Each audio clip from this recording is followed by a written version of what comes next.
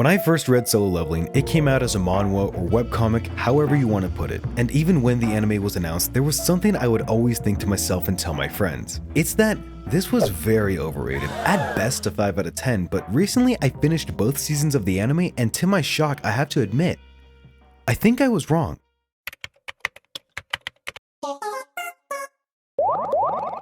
So, real quick.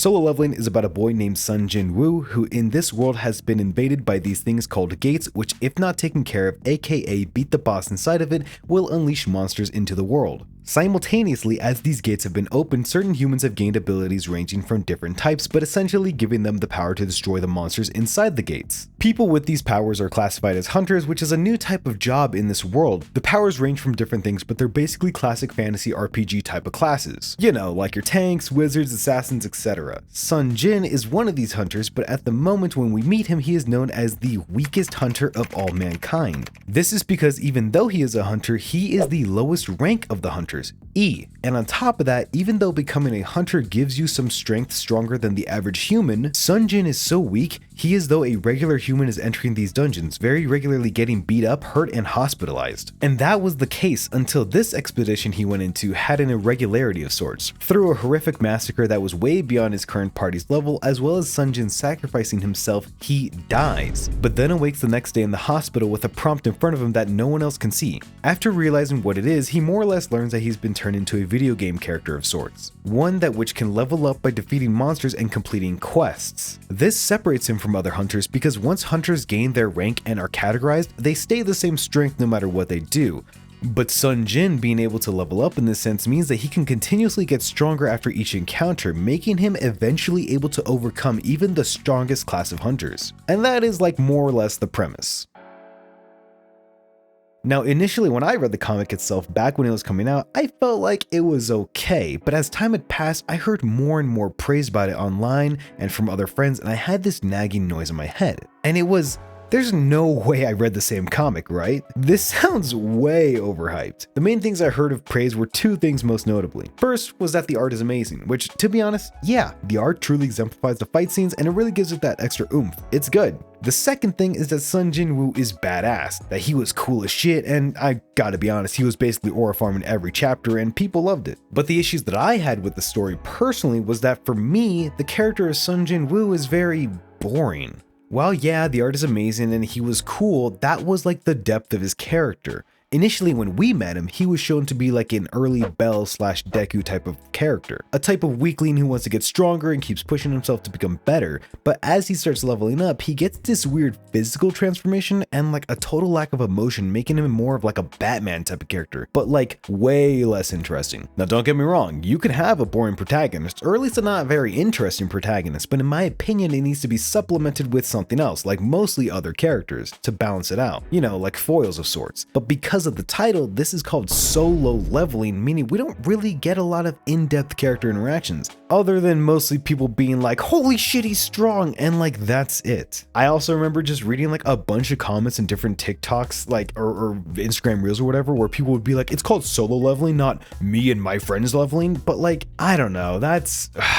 at most, the other side characters are there for like either generic plot relevance, like letting us know what's going on in the world, or if they're around Sun Jin, it's just to be like impressed by his strength. My other main thought was just that this story wasn't like very unique or interesting because there are so many others like it. So to me at the time, this story, while yes, has good art, it's not very unique and has a protagonist who's super boring, which isn't supplemented by anything. So I realized that at that point, the story just wasn't for me. This comic is a power fantasy, which to me isn't a very intriguing genre. I can see the appeal, but a whole story about self-inserting isn't my idea of good. But this dually explains why Sun Jin's character is the way he is. He has to be as boring and not very unique as possible so that as many people can look at him and say, that would be me if I was in his position. And while that's great for others to have stories like that, I much prefer characters who are interesting, unique, and have some depth to them. You know, characters that have emotion and aren't just stoic all the time. This is very much a to each their own statement, but this is why I believe solo leveling really didn't impress me at the time. Now I have to be honest, I stopped at the first season, which I think was like chapter 100, because by that point I had become so bored by the story, and I felt like I wasn't really going to get any much more out of it if I had kept going.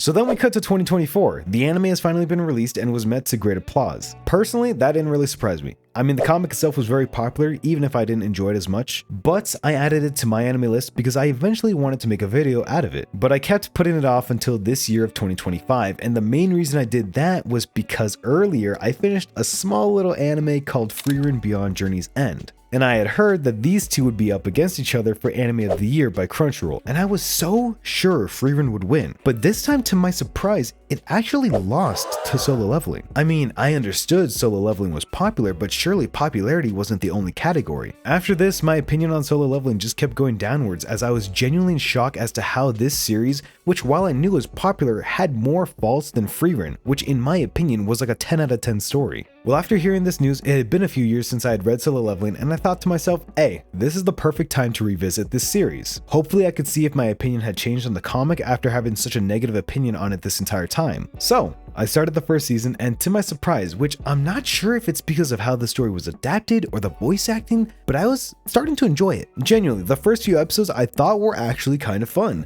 but it was right about the point where Sunjin had his appearance and attitude change was when I started to think, oh boy, here comes Mr. Boring. And that realization was so detrimental to me watching that I actually stopped at episode 10 of 12. I had stopped watching for 3 months. But after a bit of time, I resolved myself to finishing the first season, which afterwards I realized there was a second season, but I knew I had to finish that one too. Once again, when I started the second season, I started thinking to myself, this is actually pretty fun. Personally, the funniest fucking moment to me was episode 3 of season 2, like minute 19 or some shit. But we basically cut back to Jin with the castle and he's above this demon, and I'm thinking, damn, that's crazy. I would be worried too if some guy was monologuing behind me. And then it shows the demon's face looking like this. That shit made me die. Oh, and also in episode 2, season 2, they mentioned Miss Han like being underage, and like the joke here is basically there's a misunderstanding that her and Sunjin slept together.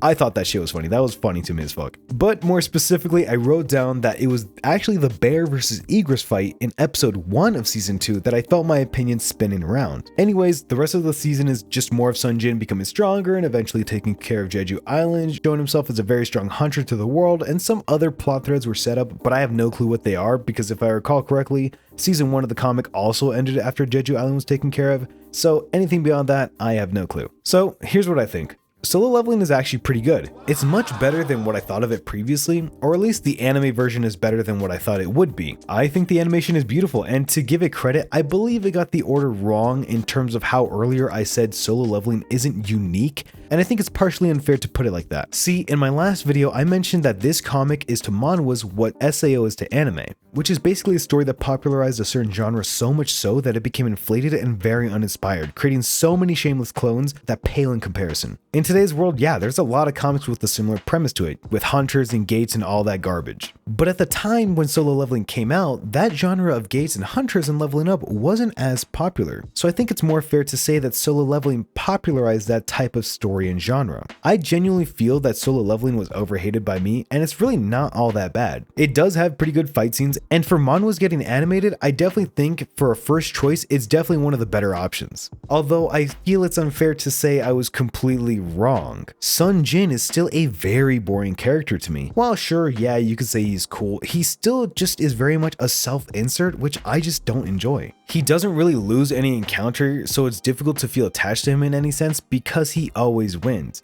He technically never has to train other than that quest thing he does every day, but then they also use that as like a get out of jail free card for a certain encounter that he would have lost, but instead it was like, nope, never mind, he never did the quest, so actually he's okay now and he can level up and recover, which I just didn't like that. That was dumb. I also still heavily disagree that Solo Leveling is better than Frieren, mainly because in almost every category, in my opinion, Frieren slaps the absolute shit out of Solo Leveling. Music, art, animation, it's as good if not better. Characters, character development, plotlines, story beats, I could go on, but you get my drift. Now, I cannot argue on popularity for popularity's sake, but I feel like Frieren was also pretty popular. It wasn't like unknown, so I'm just genuinely still baffled as to how it lost. Regardless, at the end of it, while I had some harsh opinions and low expectations for Solo Leveling, when watching it I would be lying if I said I didn't enjoy it, and that it was better than what I thought it would be. To me, it's still barely like a 7, 7.5, maybe an 8 out of 10 if I really pushed it, but it truly did pass my expectations nonetheless. But hey, let me know what you think. You think I'm a dumb poopyhead who's wrong? Or maybe a smart little fella who just might be right? Or some other third thing, I don't know. But if you stayed this long, hopefully you enjoyed the video, and I want to give my thanks to you and say, hey, you should like, comment, subscribe for more. I have 2 more videos before this, one about Zom 100, one about Danmachi, which I personally think are pretty good. Okay, I'm gonna stop yapping. Thanks for listening, and have a great life.